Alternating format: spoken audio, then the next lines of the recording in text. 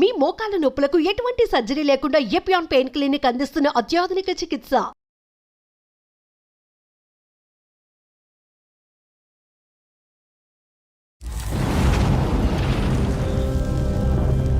నేనున్న ఒక్క కొడుకుని సార్, నేను కాకపోతే ఎవరు చూసుకుంటారు సార్ పేరెంట్స్ ని? సార్ 10 ఏళ్ల జీవితంలోనే నాకు 100 ఏళ్ల జీవితం చూపించింది సార్.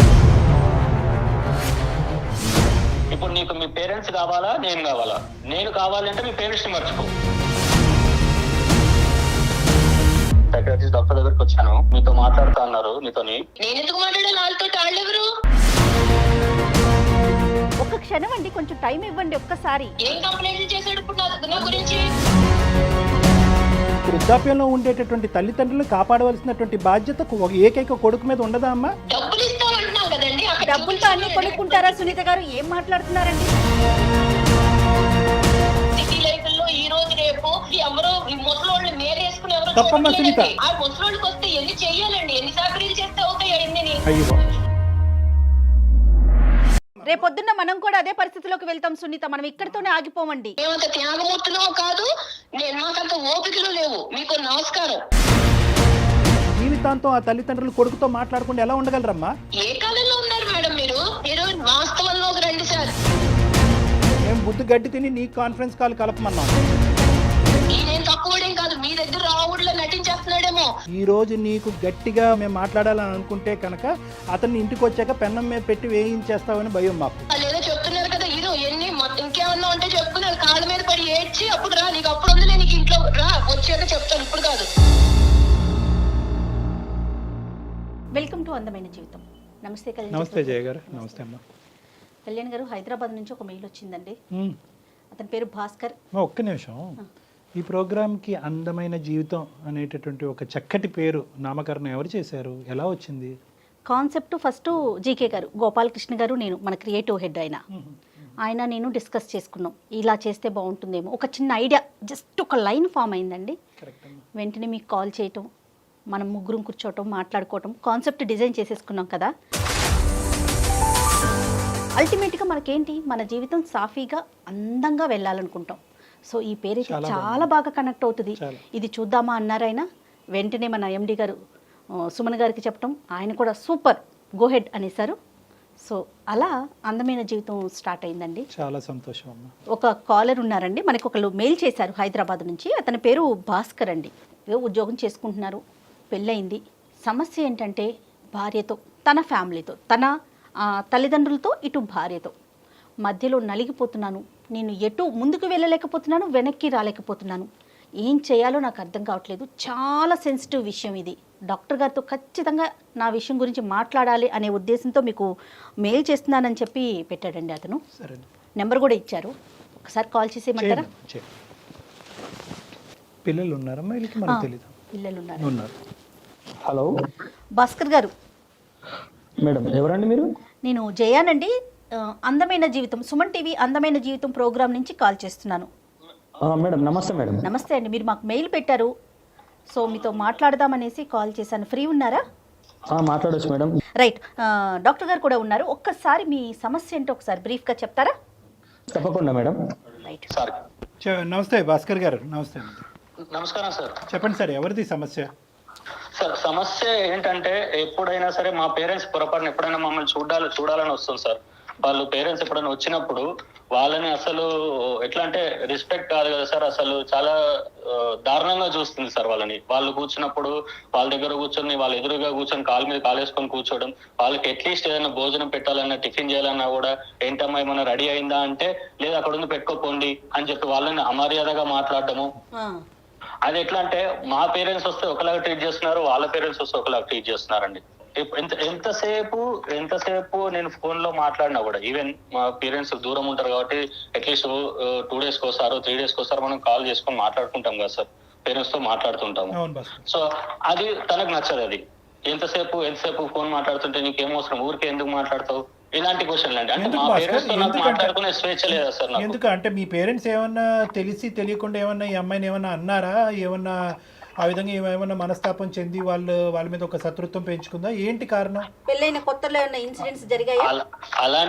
అలాంటిది ఏం లేదు సార్. ఎందుకంటే పెళ్ళైన కొత్తలో మేము అంటే ఒక 1 వీక్ 10 డేస్ అక్కడ ఉన్నాం. పెళ్ళైన తర్వాత జాబ్ ఇక్కడ ఉంది కాబట్టి మళ్ళీ జాబ్ లో జాయిన్ కావాలి కాబట్టి ఎంబటే 1 వీక్ 10 డేస్ లో వచ్చేసాము. ఈవెన్ మా పేరెంట్స్ దగ్గర మేము వెళ్ళినా లేకపోతే మా పేరెంట్స్ ఇక్కడికి రావడం వేళ్ళ మీద లెక్క పెట్టుకోవచ్చు సార్. మరి తన పేరెంట్స్ తో వాళ్ళతో మాట్లాడుకుంటూ ఉంటారా? తన ఇంటికి తను మాట్లాడుకోవచ్చు. కానీ నేను మాట్లాడితే మాత్రం ఎందుకు ఊరికే మాట్లాడము? వాళ్ళు ఎప్పుడైనా పొరపాటున ఎప్పుడైనా వస్తే వాళ్ళని వెళ్ళిపోయేటట్టుగా మాట్లాడము. మరి మీ పేరెంట్స్ ఇంటికి మీరు వెళ్ళటం కానీ లేదంటే పండగకో పబ్బానికో మీ ఇద్దరు కలిపి వెళ్ళటం అదేమైనా జరుగుతుందా? అది కూడా ఆగిపోయిందా? అది కూడా ఆగిపోయింది సార్. ఏంటంటే ఇప్పుడు ఎంతసేపు వాళ్ళ పేరెంట్స్, వాళ్ళ చుట్టాలు, వాళ్ళ ఫంక్షన్స్, ఎంతసేపు వీళ్ళ చుట్టాలు సైడ్ ఇటు సైడ్ పోవడమే తప్పించి మా చుట్టాలకు కానీ మా పేరెంట్స్ దగ్గర కానీ వెళ్ళడం కానీ అసలు జరగట్లేదు సార్. సరే అట్లయినా సరే వీళ్ళు నా వాళ్ళే, వీళ్ళు నాకు పేరెంట్స్ తో సమానం అని చెప్పేసి నేను అట్లయినా సరే అందరూ మన వాళ్ళే అని చెప్పి నేను కలుపుకోపోయేవాడిని సార్. కానీ ఇటు వరకు వచ్చేసరికి ఏంటంటే అవసరం లేదు. 10 years నుంచి ఇదే పద్ధతి అండి, లేకుంటే మధ్యలో మారారా ఆవిడ ఇట్లా? మొదటి నుంచి ఇదే ధోరణండి. ఎట్లా అంటే ఎందుకు ఇంకా ఎట్లా అంటే పీక్స్ కి వెళ్ళిపోతుంది మేడం. మీరు ఎప్పుడైనా చెప్పారండి? ఎప్పుడైనా వాదన జరిగిందా ఈ విషయానికి సంబంధించి? మాట్లాడుకున్నారా కనీసం? ఈ విషయం గురించి ఎప్పుడు టాపిక్ వచ్చినా మాకు పెద్ద వార్ జరుగుతుంది మేడం. మాకు వార్ జరగడము, తను వారం 10 రోజులు మాట్లాడకపోవడము. ఎవరు కాంప్రమైజ్ అవుతారండి? లాస్ట్ నేనే కాంప్రమైజ్ అవ్వాల్సి వస్తుంది మేడం. ఇటు పోయి మళ్ళీ కాంప్రమైజ్ అవ్వాలి. కానీ ఇప్పుడు కాంప్రమైజ్ అయ్యే ఓపిక లేదు మేడం నాకు ఇంకా. అంటే బహుశా ఇప్పుడు భాస్కర్, ఇప్పుడు అమ్మ నాన్నకి సంబంధించినటువంటి అంశం ప్రతిరోజు మీరు మాట్లాడుకోవాల్సినటువంటి అవసరం లేదు కదా. ఆ ఇష్యూ కాకుండా మిగతా అన్ని ఇష్యూస్ లో మీ ఇద్దరు అన్యోన్యంగానే ఉంటారా? మిగతాదంతా బాగానే ఉంటుంది. రీసెంట్ గా ఒక చిన్న విషయం అండి. మా పేరు మార్నింగ్ వాష్రూమ్ లో ఉండగా కాల్ వస్తే తను కాల్ కట్ చేశారండి. నేను చూసుకోకుండా రెగ్యులర్ షెడ్యూల్ లో పడిపోయి ఆఫీస్కి వెళ్ళిపోయాను. మళ్ళీ నా వర్క్ చేసుకున్న సాయంత్రం నాకు కాల్ వచ్చిందండి. మళ్ళీ సాయంత్రం కాల్ వచ్చి కాల్ లిఫ్ట్ చేస్తే, ఏంట్రా నువ్వు ఇలా కాల్ లిఫ్ట్ చేయలేదు, మార్నింగ్ ఇలా జరిగింది, నాన్నకి బీపీ షుగర్ అంతా డౌన్ అయిపోయింది, స్ట్రోక్ రావడం జరిగింది, హాస్పిటలైజ్ అయినారు అని చెప్పి నాకు మళ్ళీ ఈవినింగ్ నాకు కాల్ చేస్తే తెలిసిందండి. ఎందుకంటే మార్నింగ్ కాల్ చేశారని చెప్పారు. నేను ఆ కాల్ చేశారని చెప్పారు, మా వైఫ్ కూడా చెప్పలేదండి. అక్కడ బానే ఉన్నారు నాన్నగారు? ఇప్పుడు వెళ్ళాను గుడ్ అండి. ఇప్పుడు అక్కడ అక్క వాళ్ళు కొంచెం దగ్గరలో ఉంటారు కాబట్టి వాళ్ళు వెళ్ళి చూసుకున్నారు. వాళ్ళు ఈ టైంలో ఆడపిల్లలు, ఈ టైంలో మా అక్కలు వెళ్ళారు, వాళ్ళ హస్బెండ్స్ వాళ్ళ డ్యూటీలో ఉన్నారు. ఆడపిల్లలు ఈ టైంలో అసలే కోవిడ్ సిచ్యువేషన్ లో వాళ్ళు తీసుకెళ్లారో రావడం ఎంత ఇబ్బందిగా ఉంటుంది. అదే కనుక నా వైఫ్ నాకు కాల్ వచ్చింది అని ఒక మాట చెప్పుంటే నేను ఏదో ఒక రకంగా కాల్ మాట్లాడి ఫ్రీడమ్ లో మాట్లాడైనా ఏంటి ఎమర్జెన్సీ అని చెప్పి మాట్లాడి నేను హాస్పిటల్ కి సాయంత్రం లోపు మధ్యాహ్నం లోపు వెళ్ళిపోయేవాడిని కదా సార్. ఎంత ప్రాబ్లం అయిపోయింది సార్. నేను ఉన్న ఒక్క కొడుకుని సార్, నేను కాకపోతే ఎవరు చూసుకుంటారు సార్ పేరెంట్స్ ని? కేవలం నేను పెళ్లికి ముందు మన ఇద్దరమే ఉందాం, మన జీవితంలో ఎవరి జోక్యం ఉండదు అనేటటువంటి ఏకైక మాట పట్టుకుని ఈరోజు సునీత ఇలా వ్యవహరిస్తుందా అనేటటువంటి దానికి మనకు కొద్ది క్లారిటీ కావాలి భాస్కర్. అంటే ఆ అమ్మాయి కేవలం ఒక ప్రైవసీ గురించేనా? ఆ అమ్మాయి కేవలం మీ తల్లిదండ్రులతోనే ఇలాగే ప్రవర్తిస్తుందా, లేదంటే అందరితోనే తనకి సోషల్ కాంటాక్ట్స్ తక్కువ, మీ ఇంట్లోకి ఎవరు రాకూడదు, మీరు ఎవరి ఇంటికి వెళ్ళకూడదు అనేటటువంటి ఆలోచన శైలా? కేవలం మీ తల్లిదండ్రుల మీద ఎందుకు ఈ టార్గెట్? కేవలం మా తల్లిదండ్రులు వాళ్ళ విషయం వాళ్ళతో మాట్లాడినప్పుడు కానీ వాళ్ళు వచ్చినప్పుడు కానీ ఏదో ఒకటి జరుగుతుంది సార్. కాదు భాస్కర్, మరి అంటే ఎలాంటి సలహా కోసం మీరు మాకు మెయిల్ చేశారు? డాక్టర్ గారి వైపు నుంచి మీరు ఎలాంటి సలహాను ఎక్స్పెక్ట్ చేస్తున్నారు? మెయిన్ ఇష్యూ ఎక్కడ వచ్చిందంటే మేడం, ఇప్పుడు మా పేరెంట్స్ ఇలా జరిగిందని చెప్పేసి ఆ రోజు ఈవినింగ్ వచ్చి గొడవపడడం జరిగింది మేడం. నాకు చెప్పలేదు, ఎందుకు నువ్వు ఇలా కాల్ కట్ చేయడం జరిగింది అని చెప్పేసి ఆ రోజు చాలా పెద్ద గొడవ జరిగింది మేడం. సో అంత గొడవ జరిగేసరికి తను డిసిషన్ కి ఏమొచ్చేసింది అంటే, ఇప్పుడు నీకు మీ పేరెంట్స్ కావాలా నేను కావాలా? నేను కావాలంటే మీ పేరెంట్స్ ని మర్చిపో, నాకు విడాకులు ఇచ్చేసేయండి. అంటే ఇంతకు మించి మీరు మీ పేరెంట్స్ దగ్గర నుంచి దూరంగా ఉండటం ఏంటి భాస్కర్? ఇప్పుడు వాళ్ళు మీ ఇంటికి రాంది లేదు, నువ్వు వాళ్ళ ఇంటికి పోలేదు, ఆఖరికి ఒక మాట సాయం లేదు, ప్రాణాల మీదకి వచ్చినా ఫోన్ కాల్ ఎత్తే పరిస్థితి లేదు. ఇంతకంటే తెగదెంపులు ఏం కావాలి? ఆల్రెడీ ఎవ్రీథింగ్ అయినట్టేగా 10 సంవత్సరాల్లో, ఇంకా ఏం కావాలంటే ఆవిడకి? అంటే ఇప్పటి నుంచి మీరు కాల్స్ కూడా మాట్లాడదు ఇంక ఇప్పటి నుంచి. ఇప్పుడు వరకు కంట్రోల్, ఇప్పుడు కమిట్మెంటా? ఇప్పుడు అలాగే అనిపిస్తుంది సార్. అంటే దాని అర్థం ఏంటో నాకు అర్థం కావట్లేదు సార్. ఇదేదో ఒక సైడ్ ఆఫ్ ది కాయిన్ మేము చూస్తున్నట్టు నాకు అనిపిస్తుంది. ఖచ్చితంగా ఈ ఇష్యూలో అయితే మాత్రం మీ భార్యమణితో మాత్రం మాట్లాడవలసినటువంటి అవసరం ఉంది. ఆవిడ వర్జన్ ఏంటి అన్నది తెలుసుకోవాల్సిన అవసరం ఉంది. ఎందుకంటే ఏ కారణం లేకుండా వృద్ధాప్యంలో ఉన్న పెద్ద వయసులో ఉన్న ఇద్దరు మనుషుల్ని అసలు ఏ కనికరం, మానవతా దృక్పథం లేకుండా దూరం పెట్టే ఆలోచన ఒక స్త్రీకి ఎందుకు ఉంటుంది అన్నది మనం తెలుసుకోవాలి. అంటే అవకాశం ఉంటే 10 ఏళ్ల జీవితంలోనే నాకు 100 ఏళ్ల జీవితం చూపించింది సార్. ఆమె గయాలితనం అట్లా ఉంటుంది. ఆమె నోట్లో నోరు పెట్టకపోతే ఎంత బాగుంటే అంత దూరం ఉంటే అంత మంచిగా ఉంటుంది సార్. కాదండి, తను ఏం చేస్తుంటారు? హౌస్ వైఫ్ అయినా? తను జాబ్ చేస్తారు మేడం. మీరిద్దరు తను కూడా ఎంప్లాయీ. ఒక్కసారి ఏమన్నా మాట్లాడొచ్చా భాస్కర్? సార్ నేను ప్రయత్నం చేస్తాను సార్. నేను ఒకసారి కాల్ కలుపుతాను, మీరు కూడా ఒకసారి మాట్లాడండి సార్ తనతో. పర్వాలేదా? నో ప్రాబ్లం కదా?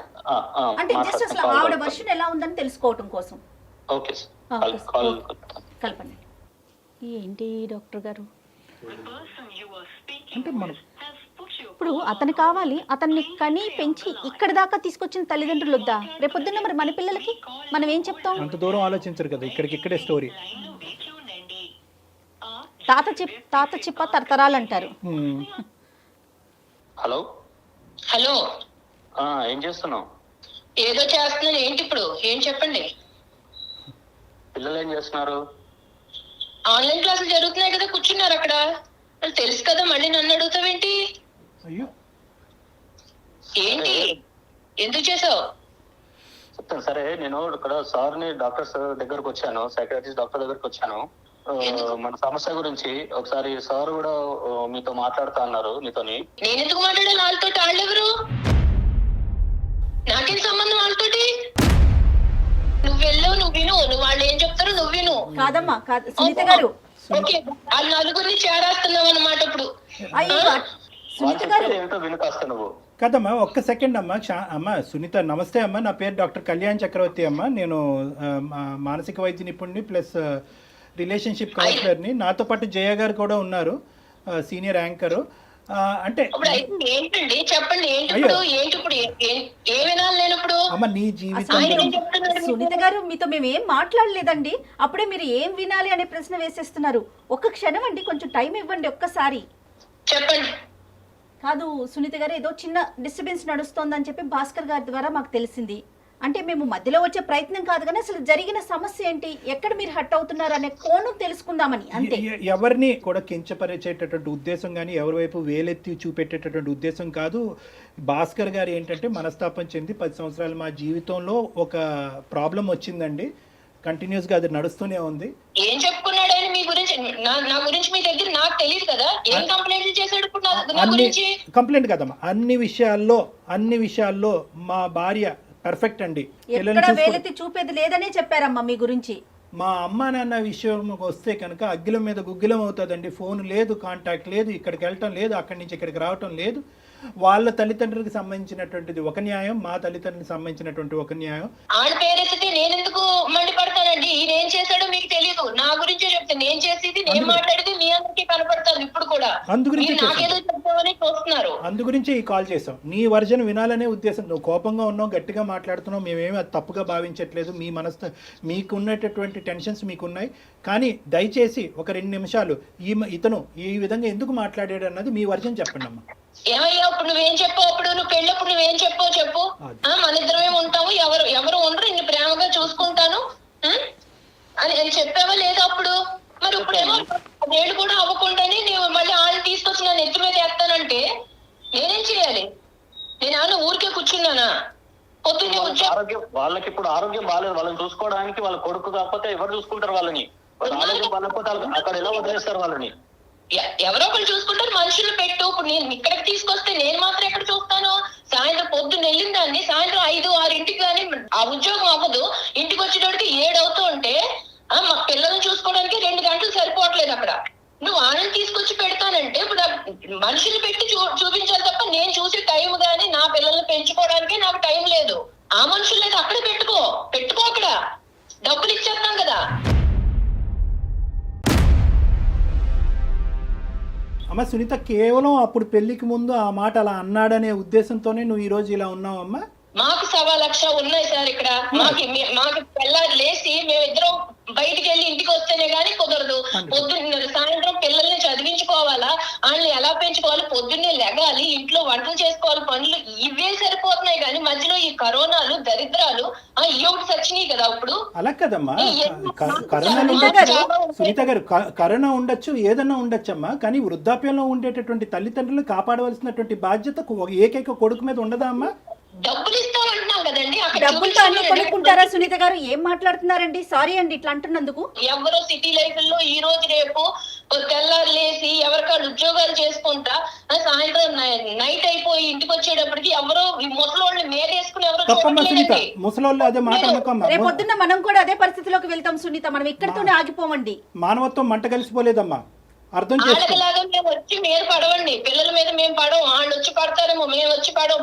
మా ప్లాన్లు మాకు ఉంటాయి. రేపొద్దున అమ్మ వృద్ధాప్యం అనేటటువంటిది ఎక్స్క్లూజివ్ గా భాస్కర్ తల్లిదండ్రులకు కాదు, మీ తల్లిదండ్రులకి వృద్ధాప్యం వస్తుంది, మీకు వృద్ధాప్యం వస్తుంది. రేపొద్దున పెద్ద అయిన తర్వాత మీ పిల్లలు కూడా వాళ్ళ భార్యలు అంటారు, అరే డబ్బులు పడేసారా ఎందుకు పోయి చూసేదని అంటారు వాళ్ళ భర్తలతో. అది ఓకేనా మీకు? అదే చెప్తున్నానండి. ఇప్పుడు వాళ్ళు మా అమ్మ నాన్న గురించి నేనే వాళ్ళని విడిగా చూసుకోవట్లేదు. వాళ్ళు చూసుకోవాలని నాకు ఉంది. వాళ్ళు పెద్దోళ్ళు అయిపోయారు కానీ నేను వాళ్ళని చూసుకోవట్లేదు. ఎందుకంటే నాకు అంత టైం లేదు. అది అర్థం చేసుకోరేంటండి? ఎన్నని చెయ్యాలి? బయట చెయ్యాలా, ఇంట్లో చెయ్యాలా ఈ పనులు? ఈయన వచ్చేసి ఆయనకేమో ఇంట్లో పనులు ఏముండవు, బయట పనులు ఆయనతో సమానంగా నేను చేస్తున్నాను. ఆ ముసలోళ్ళకి వస్తే ఎన్ని చెయ్యాలండి? ఎన్ని సాకరీలు చేస్తే అవుతాయి అన్ని? వచ్చి కూర్చుంటే అయిపోయింది అనుకుంటున్నారా? కానీ మీరు ముసలోళ్ళు అనే ఆ పదాన్ని మాత్రం ఆపుకోలేకపోతున్నారండి సునీత గారు. అది వినటానికి కూడా చాలా బాధ అనిపిస్తోందమ్మా. ఉన్నప్పుడు ఆరోగ్యంగా ఉన్నప్పుడు వేరే వాళ్ళు లేందే మీ భర్త వచ్చారా, లేకుంటే మీ తల్లిదండ్రులు లేందే మీరు వచ్చారా? ఒక్కసారి ఆలోచించండి. ఏ కాలంలో ఉన్నారు మేడం మీరు? ఏ కాలంలో ఉన్నారు? మాకు కుదరట్లేదని చెప్తున్నాం కానీ చూడమని అనట్లేదు కదా. డబ్బులు ఇస్తాం అంటున్నాం కదా. అమ్మ మీరేమన్నా అమెరికాలో ఉన్నారమ్మా? హైదరాబాద్ లోనే కదా ఉన్నారు. కుదరకపోవటం ఏంటి? హైదరాబాద్ లో ఉంటే ఇక్కడ మాకు నడవదండి. మాకు నడవదు. వాళ్ళు కూర్చోబెట్టి వాళ్ళకి చాకరీలు చేసి వాళ్ళకి సేవలు చేసే టైం మాకు లేదు. పిల్లల్ని చూసుకోవాలా, ఇవి చెయ్యాలా, మాకుండే బాధలు మాకున్నాయి. అంతేగాని నేను చూడను అనట్లా. డబ్బులు ఇస్తాం అక్కడ ఉంచుకోమంటున్నా. ఎవరు మా ఇంటి దగ్గర మీరు ఇంత స్ట్రాంగ్ గా మాట్లాడటానికి వేరే కారణం ఏదైనా ఉందా వాళ్ళ వైపు నుంచి? అడగండి. అక్కడ ఉన్నారు కదా ఆయన, మీ దగ్గరికి వచ్చాడు కదా ఆయన, ఏదో చెప్పుకుంటున్నాడు కదా నా మీద కంప్లైంట్లు.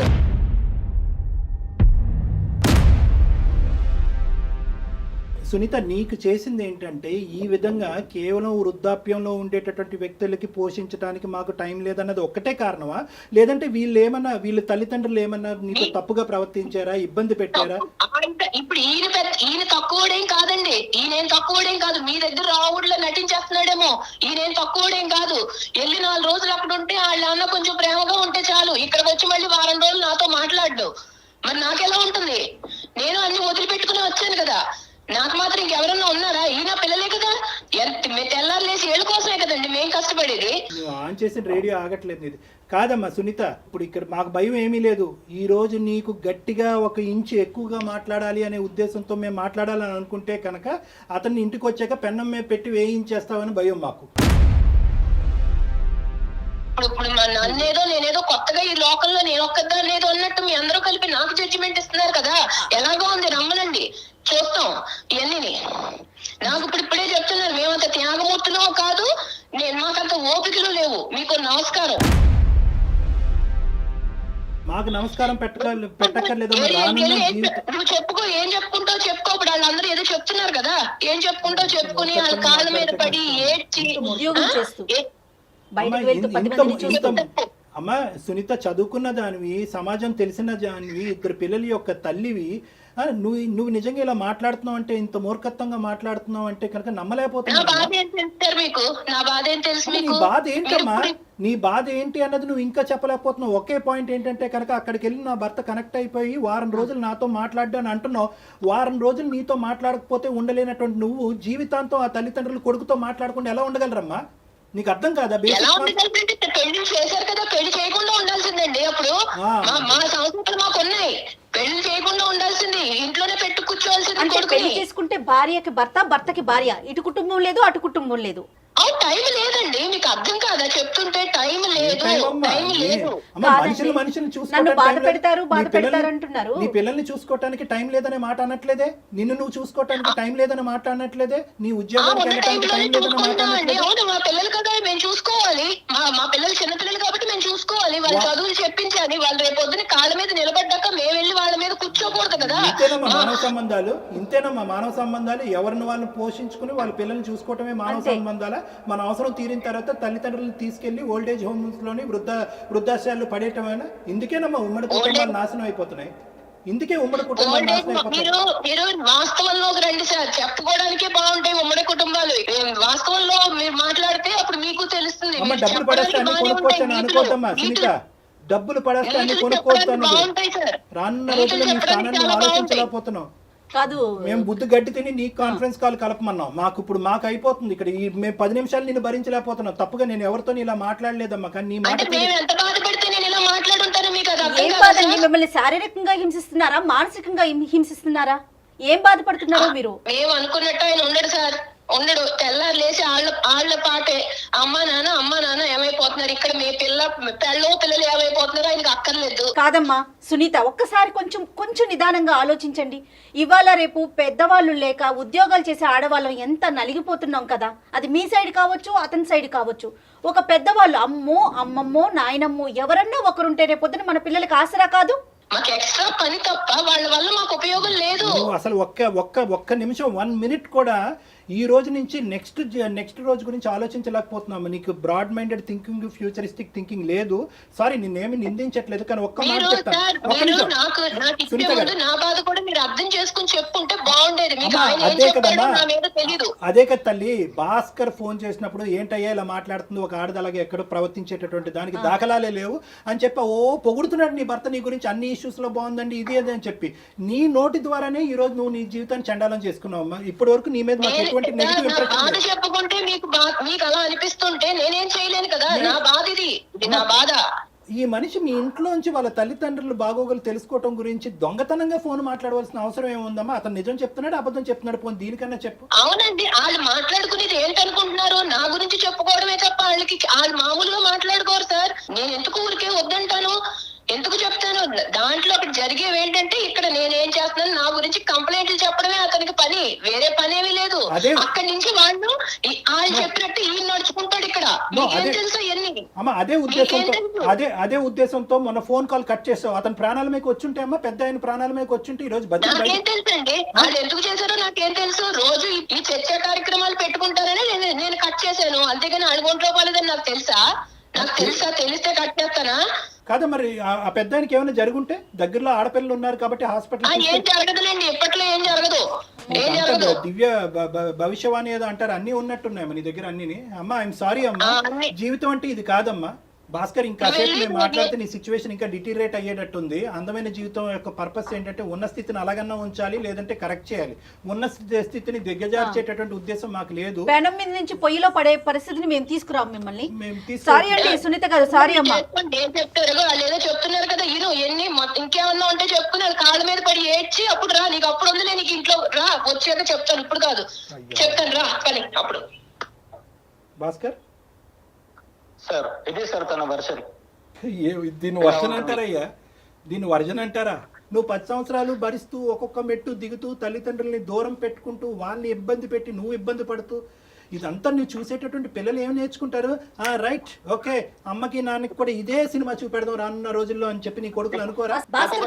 సార్, పెళ్ళైనంత మాత్రాన మొత్తం అంతా పూర్తిగా భార్యకు లొంగి ఉండాలా సార్? ఆ ప్రశ్న మీరు ఇప్పుడు కాదండి, 10 ఏళ్ల క్రితము మాట్లాడాల్సిన ప్రశ్న ఇది. 10 ఏళ్ళండి భరించేది. Starting trouble, ending trouble. Starting trouble ని సెట్ చేసుకోకపోతే ఎండింగ్ ట్రబుల్. కళ్యాణ్ గారు అసలు ఆవిడ వర్షన్ ఏంటండి? ఎటువైపు ఆలోచించట్లేదు తను. ఆవిడకి ఏదో ఒక విచిత్రమైనటువంటి వ్యక్తిత్వపరమైనటువంటి లోపం ఉందబ్బా. పర్సనాలిటీ డిసార్డర్స్ అంటారు వీటిని. ఏం చేయమంటారు సార్? నాకు ఒక మంచి సొల్యూషన్. అంటే ఎలాంటి డెసిషన్ తీసుకుందాం అనుకుంటున్నారు భాస్కర్ మీరు? నేను కావాలంటే వాళ్ళని వదిలేయండి. ఓకే, తన వర్షన్ కాదు, ఇక్కడ కూడా మీరు తన వర్షనే చెప్తున్నారు. మీ వర్షన్ చెప్పండి. ఇక నేను భరించలేను మేడం. నేనైతే వదిలేద్దామని డిసిషన్ తీసుకుందాం అనుకుంటున్నాను. విడిపోవాలనేటటువంటి ఉద్దేశంతో మేము చెప్పట్లేదు, కానీ అది నిజంగా మీరు చేసి చూపెట్టాలి. అంటే నేను ఇంకా భరించలేకపోతున్నాను అనేటటువంటి దానికి యాక్షన్ ప్లాన్ కావాలి. ఇక్కడ తల్లిదండ్రుల్ని కాపాడుకోవటం అనేది మీ బాధ్యత. రేపొద్దున మీ పిల్లల్ని మిమ్మల్ని చూస్తారా చూడరా అనేటటువంటి అంశం తర్వాత పెట్టండి. మీ తల్లిదండ్రులు మీకేం అన్యాయం చేయలేదు, మీకేమీ తక్కువ ఇవ్వలేదు. మీ తల్లిదండ్రులు ఎప్పటికీ కూడా మమకారం ప్రేమతోనే మిమ్మల్ని ఇప్పటి వరకు పెంచి పోషించారు. పెళ్ళి అనేటటువంటి ఈ అంశం వాళ్ళ జీవితానికి ఒక శాపం కింద మారిపోయింది.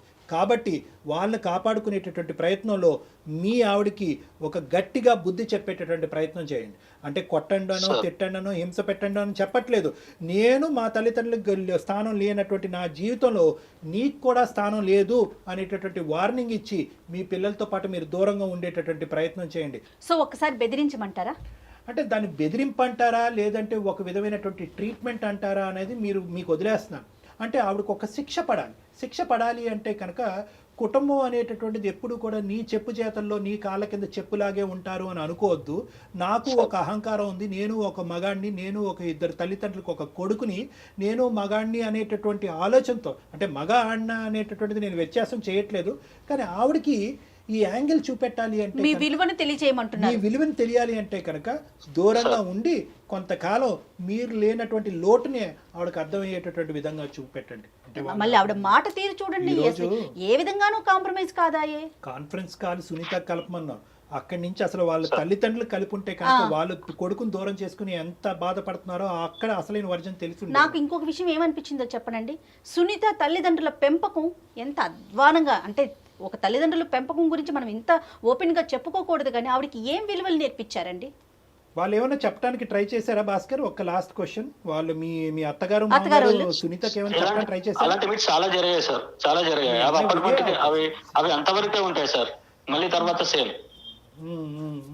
రైట్ భాస్కర్, ఒక్కసారి డాక్టర్ గారు చెప్పింది ఆలోచించండి, త్వరపడండి, మంచి నిర్ణయం తీసుకోండి. Thank you madam. చక్కని డెసిషన్ తీసుకోండి, చక్కగా ఉండండి. Thank you sir. All the best Bhaskar. Thank you sir.